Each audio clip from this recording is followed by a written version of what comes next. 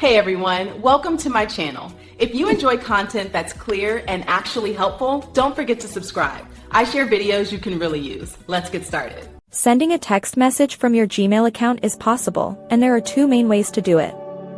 The first method uses something called an SMS gateway. Every major cell phone carrier has a unique email domain for text messages. To use this, you need the recipient's 10-digit phone number and their specific service provider.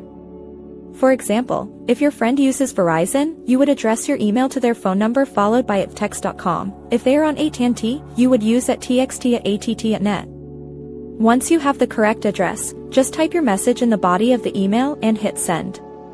Your email will arrive on their phone as a standard text message. This method is free for you, but keep your messages short because carriers have character limits.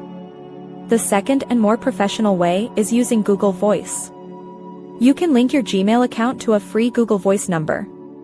This gives you a dedicated phone line for calling and texting. Once set up, you can open the Google Voice tab within your browser or use the app to send texts to any number in the United States or Canada. This method is much more reliable because you do not need to know the recipient's carrier. It also looks like a regular text message on their end instead of an email.